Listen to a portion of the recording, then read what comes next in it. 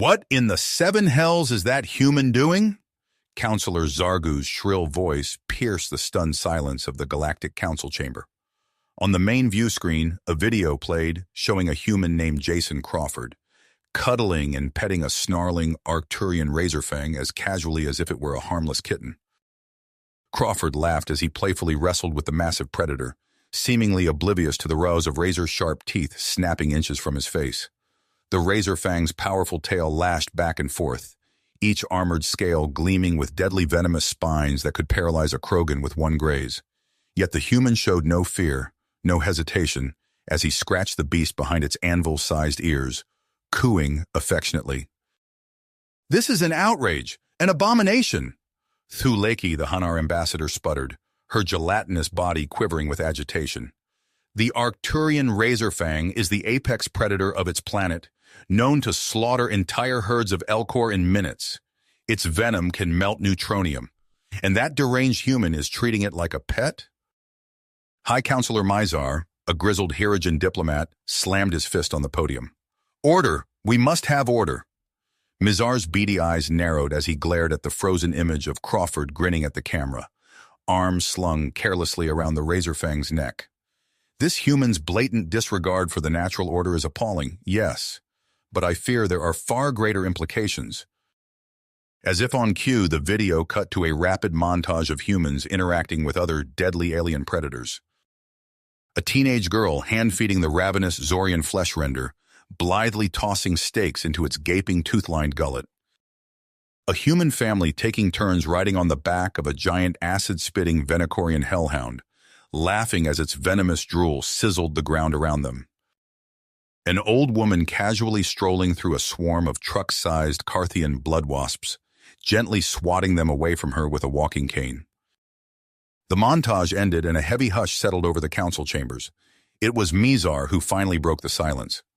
"Crawford is not an isolated madman," he said grimly. "Humans as a whole appear to have an unnatural affinity for befriending and domesticating apex predators. Do you realize what this means?" Mizar met the eyes of each council member in turn.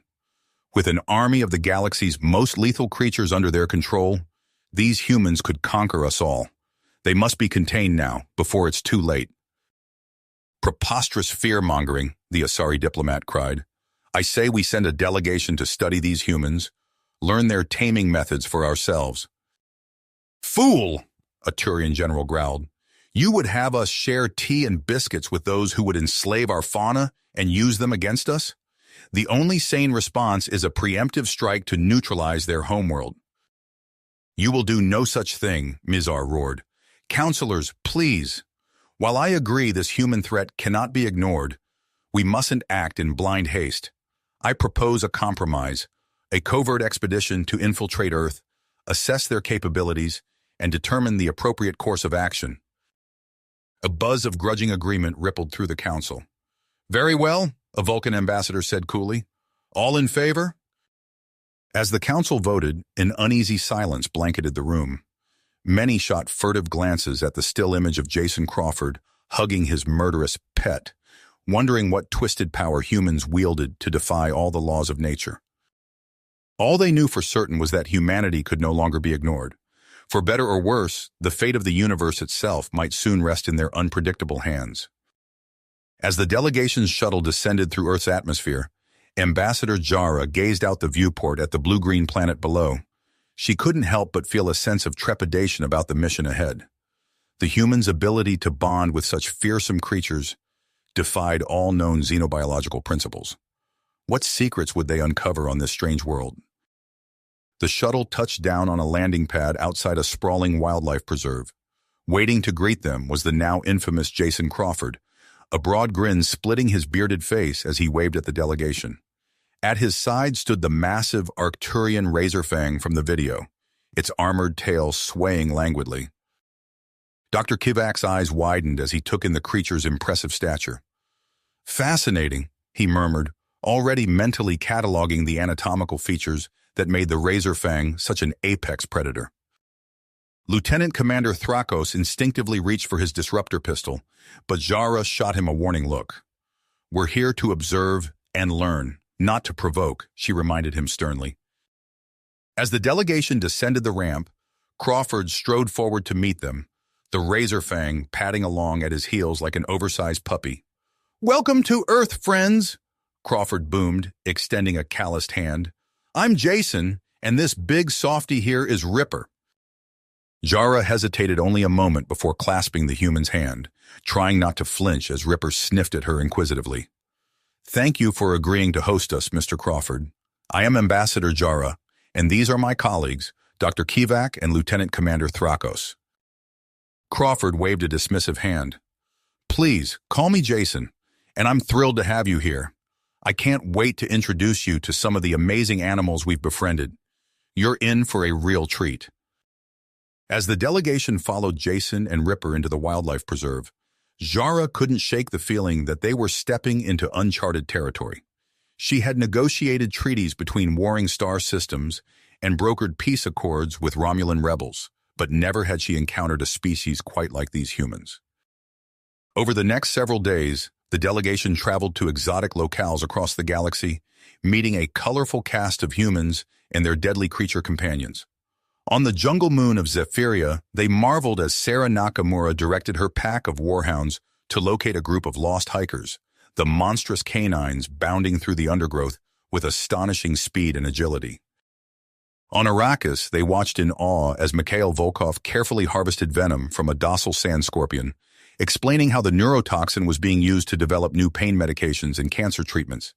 Even Thrakos found himself grudgingly impressed by the human's calm demeanor and steady hands. But as the delegation observed more and more examples of humans' uncanny ability to bond with apex predators, they couldn't escape the growing unease back home.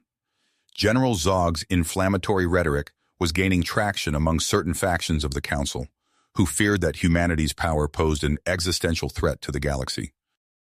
Jara did her best to downplay these concerns in her daily reports, but she could feel the pressure mounting. Dr. Kivak continued his tireless analysis of human neurochemistry, searching for a scientific explanation for their unique abilities. Thrakos remained ever vigilant, his keen warrior's instincts perpetually attuned to any hint of duplicity or hidden aggression from their hosts. As the delegation wrapped up their fact-finding mission and prepared to return to the Citadel, Jara couldn't shake the feeling that this was only the beginning. The galaxy was on the cusp of a new era, one in which humans and their creatures' allies would play a pivotal role. Whether that role would be as friend or foe remained to be seen. But one thing was certain: the universe would never be the same again. As the delegation's shuttle lifted off from Earth, Ambassador Jara found herself lost in thought. The experiences of the past weeks had challenged many of her preconceptions about humans and their relationships with dangerous creatures. But their mission was just getting started. "Our next stop is the research facility of Dr. Daniel Edwards," she announced to her team. "He's a leading human expert in animal behavior." Dr. Kivak's antennae twitched with interest. "Fascinating. Perhaps he can provide insight into the neurological basis for human-animal bonding." Lieutenant Commander Thrakos merely grunted, his hand never straying far from his disruptor. The shuttle touched down on a sprawling complex surrounded by lush forest. As they disembarked, a tall human with salt and pepper hair approached, a warm smile on his weathered face. "Welcome to the Edwards Institute," he said, extending his hand. "I'm Daniel. It's a pleasure to meet you all." After introductions, Edwards led them into a state-of-the-art laboratory filled with holographic displays and intricate scanning equipment. "My life's work has been understanding the unique connection humans share with animals," he explained. "We believe all creatures, even apex predators, have the capacity for empathy and cooperation when approached correctly." Dr. Kivak leaned forward, fascinated. "And how do humans achieve this?" "Patience, observation, and positive reinforcement," Edwards replied. "We communicate clearly and respect boundaries, but perhaps it's easier to show you. Would you like to meet Luna?" The delegation exchanged nervous glances. "Luna?" Jara inquired. Edwards grinned. "My star pupil. She's a Zargothian dreadwolf." Thrakos instinctively reached for his weapon. "Impossible. Those beasts are untrainable killing machines." "Not Luna," Edwards said confidently. He pressed a button on his wrist device. A low growl resonated through the room as a massive shape padded into view. The dreadwolf stood taller than a Krogan, its titanium-infused fur dripping. Thrakos raised his disruptor, but Edwards calmly raised a hand. "Luna, sit," he commanded softly. To the delegation's astonishment, the fearsome predator obeyed instantly, settling onto its haunches with surprising grace. Edwards turned to Jara. "Would you like to pet her, Ambassador?" Jara hesitated, her 3 hearts pounding, but curiosity overcame fear. She stepped forward cautiously, following Edwards' guidance. "Let her sniff your hand first," he instructed. Luna's cold nose brushed Jara's palm. The ambassador held her breath, acutely aware of the razor-sharp teeth mere inches from her flesh. Then, to her amazement, Luna gently nuzzled her hand. "She likes you," Edwards chuckled. As Jara marveled at Luna's sleek fur, Dr. Kivak cleared his throat.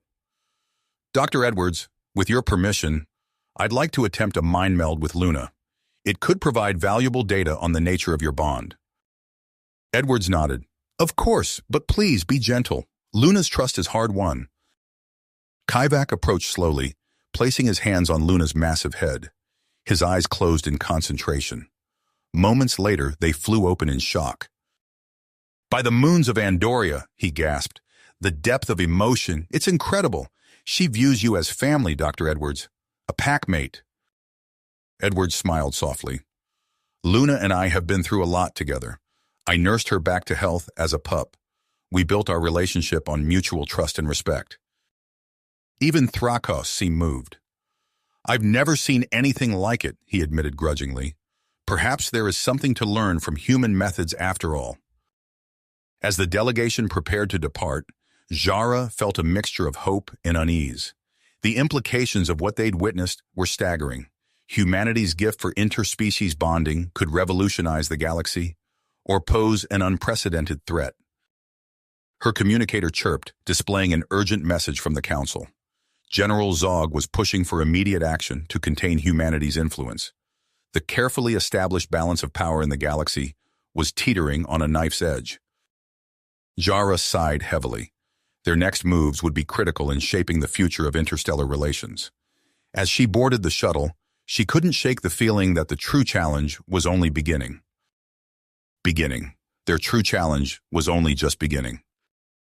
As the delegation continued their fact-finding mission, Dr. Kivak found himself increasingly fascinated by the neurobiological aspects of human-animal bonding.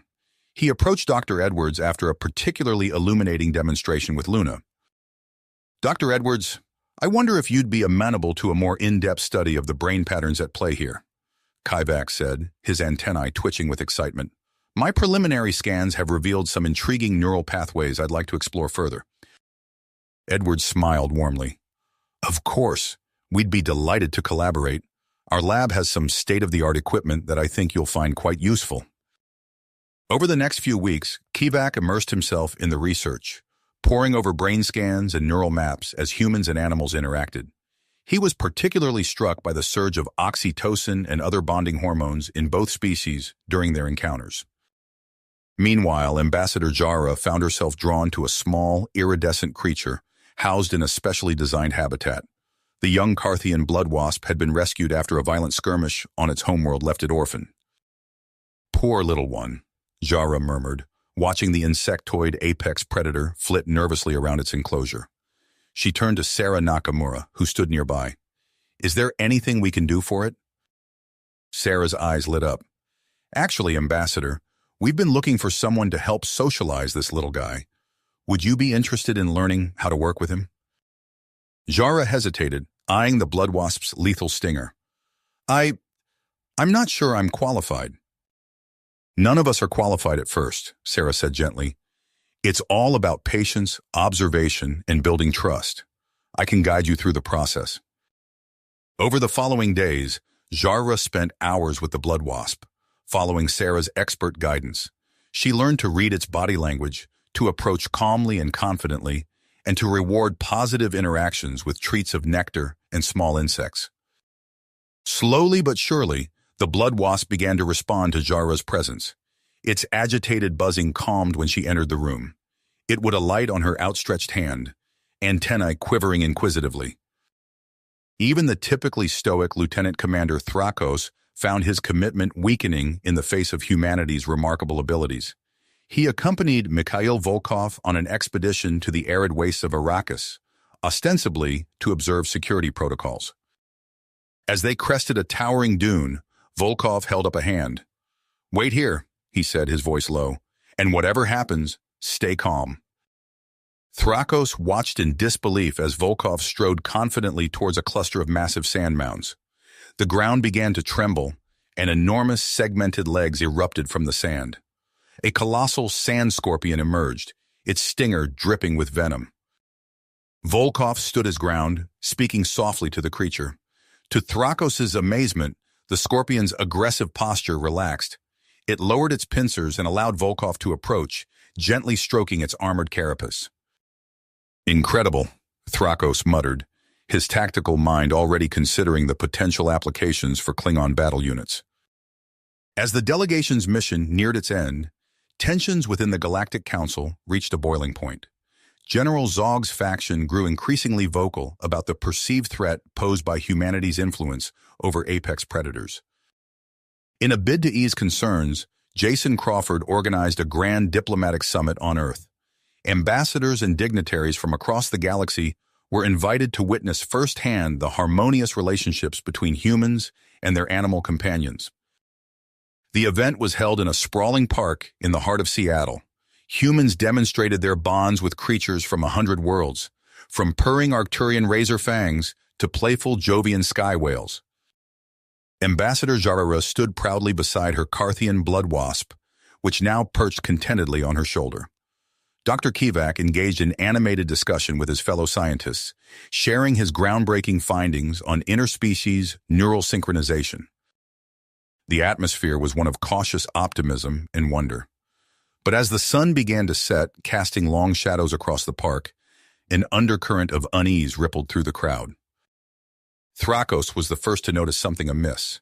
His eyes narrowed as he spotted several figures moving furtively through the gathering dusk. "Ambassador," he growled, reaching for his disruptor. "We may have a problem." Before Jara could respond, a piercing shriek split the air. The blood wasp on her shoulder suddenly tensed, its wings buzzing in agitation. All around them, animals began to growl, snarl, and screech in discordant chorus. "What's happening?" Jara cried, struggling to calm her insectoid companion. Crawford's face was grim as he shouted over the growing chaos. "Someone's released a neural virus. It's driving the animals berserk." As panic spread through the crowd, the once docile creatures turned on their human partners and alien guests alike. Teeth and claws flashed in the fading light as the park descended into bedlam. Crawford and Edwards rallied their most experienced handlers, forming a defensive perimeter around the fleeing dignitaries. Jara watched in horror as Sarah Nakamura wrestled with a thrashing warhound, trying to subdue it without causing harm. "We need to contain this," Crawford shouted, narrowly dodging the lashing tail of an enraged razorfang. "If the infected animals escape into the city..." Thrakos fired his disruptor, stunning a lunging predator in mid-leap. "This is no random attack," he snarled. "This was a coordinated strike." As the battle raged on, Jara clutched her trembling blood wasp close. She could only hope that the trust they had built would be enough to weather this storm of violence and fear. Chaos. The blood wasp's wings buzzed frantically, but it remained perched on her shoulder, a testament to their hard-won bond. In the days that followed, the attack's aftermath reverberated through the halls of the Galactic Council. Ambassador Jara found herself at the center of a political maelstrom as factions clashed over humanity's future role in galactic affairs. "This incident proves humans are too dangerous to be left unchecked." General Zog's voice boomed through the council chamber. "We must contain their influence before it's too late." Murmurs of agreement rippled through his supporters. Jara's heart sank as she saw fear and suspicion etched on many faces. But Dr. Kivak stood, his antennae quivering with intensity. "Colleagues, let us not be hasty. I have data that paints a different picture." He activated a holographic display, showing footage from the attack. Gasps echoed as council members watched Jason Crawford and Daniel Edwards shielding alien dignitaries with their own bodies, even as enraged beasts lunged at them. Observe their selflessness, Kivak urged. These humans risked everything to protect us. Jara seized the moment, stepping forward with her blood wasp still perched on her shoulder. Esteemed members of the council, I stand before you as living proof of humanity's potential. This creature, once considered untamable, now trusts me implicitly, and I, in turn, have learned to see the galaxy through new eyes. She paused, letting her words sink in. We stand at a crossroads. We can choose fear and isolation, or we can embrace a future of unprecedented cooperation between all species. The chamber erupted in heated debate. For hours, arguments flew back and forth. Just as it seemed the hardliners might prevail, Kivak played his final card. We have uncovered evidence, he announced gravely, that the terrorist attack was funded by allies of General Zog's faction. Chaos erupted. Accusations flew as Zog sputtered denials, but the damage was done. Several neutral council members, disgusted by such underhanded tactics, shifted their support to Jara's side. In the tense silence that followed, Jara stepped forward once more. Her blood wasp suddenly took flight, circling the chamber before returning obediently to her outstretched hand. The display of trust and control left the council members stunned. Today we stand on the edge of a new renaissance, Jara declared. Let us embrace humanity's vision of forging profound bonds between all peoples and all creatures. One by one, other delegation members who had worked with Earth's animals came forward. A Tellarite ambassador calmly stroked the mane of a purring Arcturian razorfang. A Vulcan scientist demonstrated intricate commands obeyed instantly by a massive Jovian sky whale projected in holographic form. The mood in the chamber shifted palpably. Even General Zog's most fervent supporters began to waver in the face of such compelling evidence. As the emergency session drew to a close, a resolution was put forth to open full diplomatic relations with Earth. It passed by a narrow margin, but passed nonetheless. Jara allowed herself a moment of quiet celebration. But as she left the chamber, she couldn't shake a gnawing sense of unease. The rift exposed by this debate ran deep, and she feared the battle was far from won. Her communicator chimed with an urgent message from Thrakos. Ambassador, his gruff voice crackled, we've detected unusual activity near several top-secret genotech facilities. Something's not right. Jara's blood ran cold. She quickened her pace, her blood wasp's wings humming anxiously. Whatever came next, she knew humanity's remarkable gifts would be put to the ultimate test. Jara's blood ran cold as she processed Thrakos' urgent message. She quickened her pace, her blood wasp's wings humming anxiously as they rushed through the council's winding corridors. Before she could formulate a response, her communicator chimed again. This time, it was Jason Crawford's face that appeared on the small screen, his expression grim. Ambassador, we have a situation, he said, his voice low and tense. One of our operatives just uncovered plans for a hybrid super predator program. They're calling them Inferno Drakes.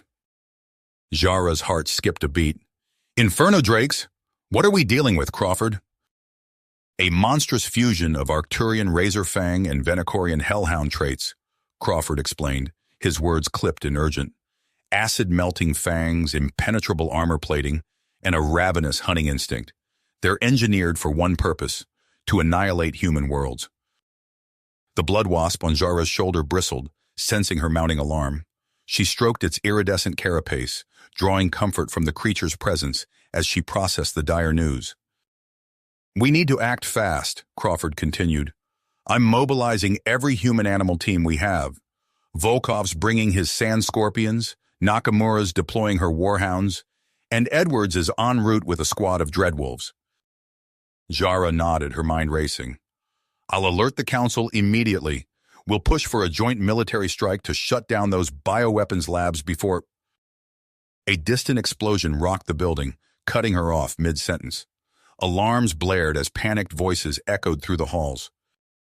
It's started, Crawford said, his face ashen. They're bombing our outposts. Inferno Drake shock troops deployed from orbit. We're looking at catastrophic casualties. Jara fought to keep her voice steady. Go, defend your people. I'll do what I can here. As Crawford's image winked out, Jara burst into the council chamber. The scene before her was chaos incarnate. Holograms flickered with images of devastation as representatives shouted over one another. Order, she bellowed, her voice cutting through the din. We face an unprecedented threat. The extremist faction has unleashed biological weapons against human worlds. We must act now to... Lies, General Zog interrupted, his massive form looming over the assembly. More human tricks to manipulate us into war. Murmurs of agreement rippled through his supporters. Jara's heart sank as she saw fear and suspicion etched on many faces. Dr. Kivak stepped forward, his antennae quivering with intensity. Colleagues, I have corroborating data. The attack is real and the threat is imminent. We must authorize immediate intervention. For hours, arguments flew back and forth as reports of destruction poured in from human colonies. Just as it seemed progress might be made, one of Zog's lieutenants produced fabricated intelligence suggesting the attacks were a false flag operation. The chamber erupted once more into bitter recriminations. Jara watched in mounting horror as precious time slipped away, lost to political maneuvering while billions of lives hung in the balance.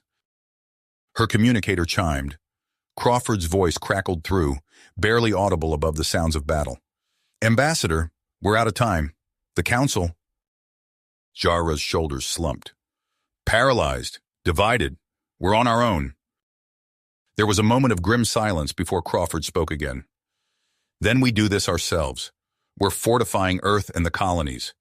I need you to gather any allies you can trust. We'll need every resource we can get. As the connection faded, Jara straightened her spine.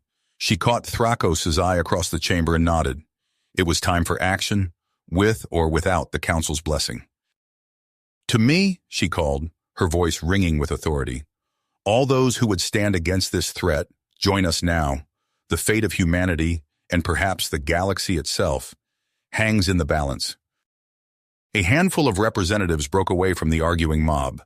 Dr. Kivak, his research team, and a small contingent of security forces fell in behind Jara as she strode from the chamber.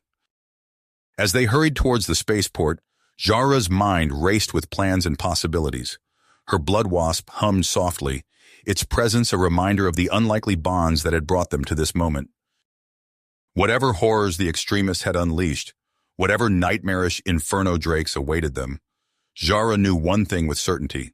The combined strength of humanity and their animal companions would not go quietly into the night. The real battle was just beginning. The night sky over the human capital blazed with fire and smoke as Crawford's forces clashed with Xylair's Inferno Drake battalion. Massive, armor-plated creatures with razor-sharp fangs dripping acid tore through defensive lines, their roars drowning out the screams of the fallen. Crawford gritted his teeth as he watched another armored vehicle melt under a torrent of corrosive saliva. "We need more firepower," he shouted into his comm. As if in answer, a swarm of iridescent insects filled the air. Jara's voice crackled through the channel. "Blood wasps incoming!" The alien insects unleashed streams of symbiotic napalm, engulfing several inferno drakes in searing flame. Nearby, Mikhail's sand scorpions scuttled forward, their stingers finding chinks in the beast armor and injecting potent neurotoxins. "It's working!" Sarah Nakamura called out, her warhound pack darting between the paralyzed monster's legs. "But there are too many." Crawford's mind raced. They needed a game-changer. His eyes locked on the looming silhouette of Xylair's flagship, hovering ominously above the battlefield. "Daniel, Sarah," he barked, "we're taking the fight to them. Prepare for infiltration." Within minutes, an elite strike team assembled.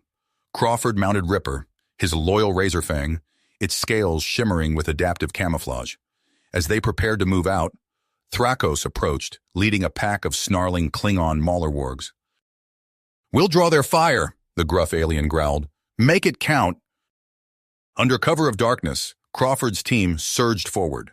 Ripper's enhanced senses guided them through a maze of security drones. while Thrakos and his beast tore into Xylair's ground forces, sowing chaos.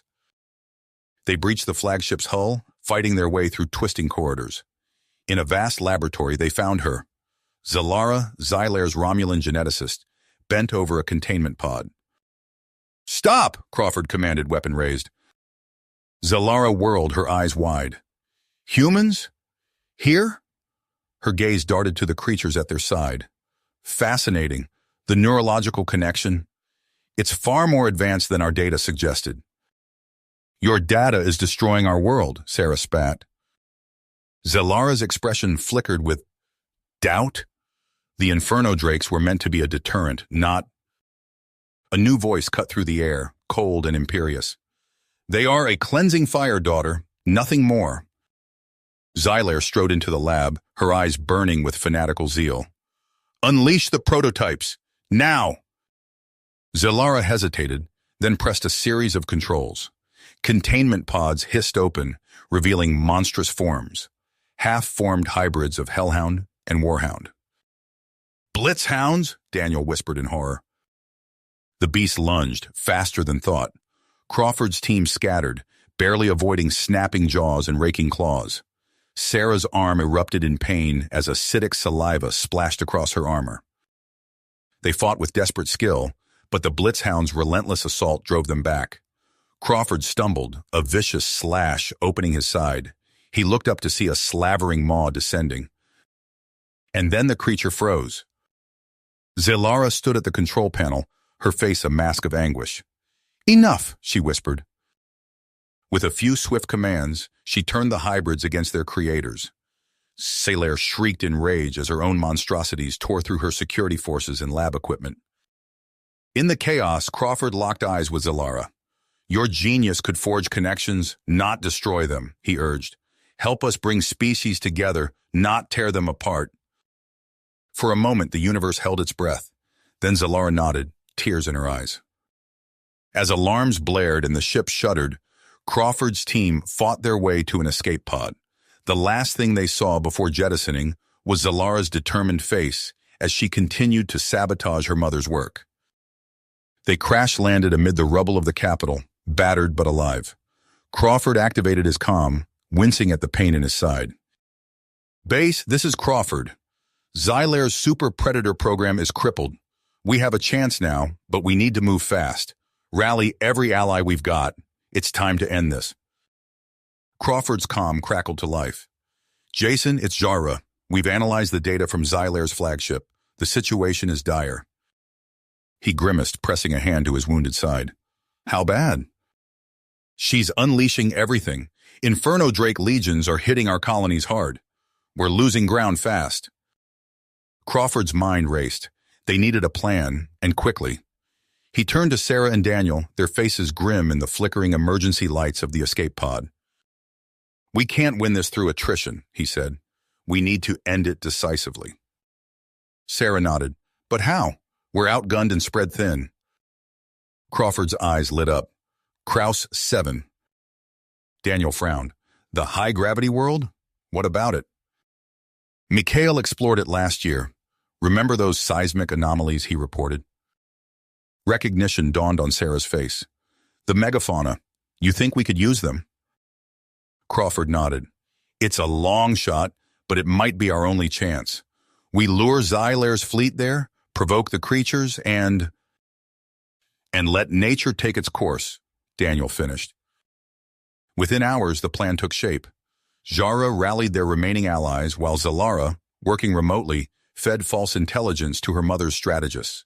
Crawford coordinated with Mikhail, piecing together what little they knew about Kraus 7's subterranean titans. As allied squadrons positioned themselves along the planet's equator, tension crackled through the comm channels. Crawford stood on the bridge of the flagship, Ripper at his side, watching Xylair's armada approach on the tactical display. "Now," he ordered. Massive drills plunged into Kraus 7's crust, venting the planet's molten core. The world shuddered. For a moment, nothing happened. Then, with a bone-shaking roar, the surface split open. Colossal forms erupted from the fissures, living mountains of stone and magma, each large enough to dwarf a capital ship. World tremors, Mikhail breathed over the comm. Bože moi. The battle erupted in earnest. Xylair's inferno drakes swarmed towards the Titans, only to be swatted aside like insects. Symbiotic lava worms spewed from the World Tremor's flanks, latching onto enemy ships and burning through their hulls. Crawford barked orders, coordinating their forces. Blood wasps darted between capital ships, their napalm sprays igniting fuel lines. Razorfangs ambushed Inferno Drake squadrons, while packs of warhowlers harried their flanks. From his Dreadwolf command center, Daniel directed the ground assault. "Push them towards Sector 7, he shouted. "The World Tremors are concentration there." Caught between two fronts, Xylair's fleet began to crumble. Crawford allowed himself a moment of hope. Maybe, just maybe, they could pull this off. Suddenly, alarms blared. A massive energy signature erupted from Xylair's flagship. "She's making her final push," Jara warned. Crawford gritted his teeth, preparing for the onslaught. But before Xylair could strike, chaos erupted within her own ranks. Zelara's voice cut through the din. "It's done. The override worked." On the tactical display, Crawford watched in awe as Xylair's remaining Inferno Drakes turned on their own handlers. The enemy command center vanished in a storm of friendly fire. Hours later, Crawford stood on Krauss 7's ravaged surface. World tremors lumbered in the distance, settling back into their millennia-long slumber. The scars of battle stretched as far as the eye could see. He activated his comm. "Status report?" Jara's voice was weary but triumphant. "We've won, Jason. Xylair's forces are neutralized. The Council has officially condemned the extremist faction." Crawford nodded, a complex mix of emotions washing over him. They'd achieved victory, but at a staggering cost. As he surveyed the scarred landscape, he knew their work was far from finished. "Gather everyone," he said. "We need to start rebuilding." Crawford surveyed the scarred landscape of Krauss 7, his mind already racing with the challenges ahead. The victory against Xylair had come at a steep cost, and now they faced an even greater test, securing humanity's place in the galactic community. "Jason, we need you back at headquarters immediately." Jara's voice crackled through his comm. "The Council's called an emergency summit." Within hours, Crawford found himself in a vast chamber, surrounded by representatives from across known space. The newly elected Chancellor, Jarika, a statuesque figure with iridescent scales, addressed the assembly. "The threat posed by weaponized super-predators cannot be ignored," she declared. "Nor can we overlook the role humans played in our defense. I propose a galaxy-wide referendum to determine humanity's status once and for all." Murmurs rippled through the crowd. Crawford leaned towards Jara. "This is our chance," he whispered. For weeks they worked tirelessly. Crawford met with delegates, shared battle footage, and presented evidence of humanity's symbiotic relationships with their animal companions. Dr. Kivak's research team compiled reams of data on the neurological bonds formed between humans and various species. But opposition remained fierce. Zog and his hardline followers launched a vicious propaganda campaign, flooding communication networks with images of Inferno Drakes laying waste to colony worlds. "We cannot allow these humans to remain unchecked," Zog's holographic visage sneered from countless screens. "They will turn nature itself against us." Crawford paced in his quarters, frustration evident in every step. "We need something big," he muttered. "Something undeniable." Jara's eyes lit up. "What if we show them?" The interspecies armistice rally took shape with breathtaking speed. On a neutral capital world, vast arena-like structures rose from the ground. Delegates and civilians from hundreds of worlds poured in, a sea of diverse forms and colorations. As Crawford stood backstage, adjusting his formal attire, a low rumble shook the ground. He smiled, placing a hand on Ripper's flank. "It's time, old friend." The demonstrations began. Volkov guided swarms of sand scorpions in intricate dances, weaving unbreakable silk into complex geometric patterns. Edwards communed silently with a pack of dreadwolves, their eyes glowing in perfect unison as they projected waves of calm through the crowd. Nakamura's warhounds reduced reinforced barriers to shreds with their toxic barbs, then instantly stood down at her quiet command. The audience watched in stunned silence, their preconceptions crumbling. Other species stepped forward, presenting their own imprinted companions. Thrako stood proudly beside a Makara, its razor-sharp quills gleaming. Even a contingent of reformed Kree generals marched in precise formation with disciplined xenoskulls. Crawford took a deep breath and strode to center stage. The ground trembled, and gasps echoed through the arena as a colossal form rose behind him. Grozoth, the world tremor, towered over the proceedings, its craggy features etched with ancient wisdom. "Friends, delegates, citizens of the galaxy," Crawford began, his voice steady. "We stand at a crossroads. The path of fear and mistrust leads only to destruction. But there is another way." He gestured to the assembled creatures and their companions. "What you see here is not domination or subjugation. It is partnership, respect, a recognition that we are all part of the great tapestry of life." As Crawford spoke, Grozoth demonstrated its biokinetic abilities. Massive chunks of earth rose gently into the air, cradling delicate structures and even volunteers from the audience.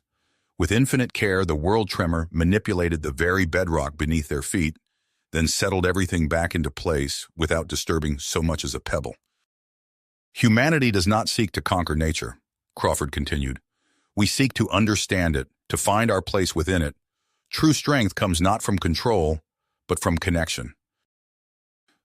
The arena fell silent as his words sank in. Then a low rumble built, not from Grozoth, but from the crowd itself. Cheers and applause swelled, drowning out the last vestiges of doubt. Chancellor Jarika stepped forward, her expression solemn but hopeful. "The time has come," she announced. "Let the referendum begin. The fate of humanity and its place in our shared future now rests in the hands of all galactic citizens." As the crowds began to disperse, Crawford felt a mixture of exhaustion and exhilaration. He caught Jara's eye and nodded. They had done all they could. Now they could only wait and see what the galaxy would decide. The referendum's commencement cast a palpable tension over the galactic community. Crawford stood before a holographic display, watching real-time vote tallies flicker across star systems. A cautious smile played at his lips as human-friendly worlds lit up green. "We're off to a strong start," Jara observed, her multifaceted eyes reflecting the data streams. Crawford nodded, but his jaw remained tight. "It's early yet. Zog's propaganda machine is just warming up." As if on cue, the display erupted with angry red notifications. Entire sectors flipped to anti-human sentiment in rapid succession. Crawford's fists clenched as footage of Inferno Drake attacks saturated comm channels, overlaid with dire warnings about humanity's beast mastery.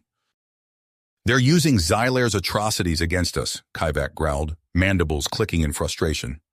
"As if we orchestrated those attacks ourselves." Hours crawled by, each update more dire than the last.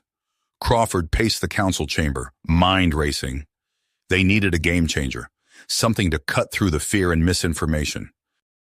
"Dr. Edwards," he said suddenly, activating his comm, "I need you here, now." When the neurobiologist arrived, Crawford laid out his desperate plan. "Your research on interspecies bonding, can we weaponize it, use Dreadwolf pheromones to create empathic links with the delegates?" Edwards' eyes widened. "Theoretically, yes, but the ethical implications—" "We're out of options," Crawford interrupted. "If we lose this vote, humanity faces exile or worse." With steadfast perseverance, they set the plan in motion. As pheromone emitters activated throughout the chamber, Zog's supporters erupted in outrage. "Treachery!" the nativist leader bellowed. "Arrest them!" Security forces converged, but froze as the pheromones took hold. A hush fell over the assembly. Crawford watched in awe as delegates' expressions shifted from confusion to wonder. The Vexari ambassador, notorious for his anti-human stance, stumbled backward as if struck. His tentacles writhed, grasping at empty air. I can feel them," he whispered. "The hunger, the fierce loyalty, the joy of the hunt." Similar scenes played out across the chamber. Species that had long viewed Earth's creatures as mindless killing machines now glimpsed the intricate social structures, the profound bonds that defied simple classification. When the effect faded, silence reigned. Chancellor Zurika's voice trembled as she called for the final tally. By majority decision, she announced, the Galactic Council hereby recognizes humanity as a sovereign power, with all rights and responsibilities therein. A cheer went up from the pro-human contingent, but Crawford felt no elation. The victory rang hollow, tainted by the methods required to achieve it. Jara embraced him, her scales cool against his skin. We did it, Jason. We won. Crawford nodded, his expression somber. But at what cost? As the chamber began to clear, he caught sight of Zog. The nativist leader's eyes were unfocused, his usual bluster replaced by quiet bewilderment. In that moment, Crawford realized the true weight of their actions. They had shattered worldviews, upended lifetimes of certainty. The path ahead was uncertain. Humanity had its seat at the table, but trust remained fragile. As Crawford left the council chamber, he knew that the real work was just beginning. They had opened minds, but hearts would take far longer to change. You have reached the end of the story. If you enjoyed this story and want to support us, please leave a like and subscribe to our channel, and for every comment that says 88, I will heart every single one of them. Thank you for your time.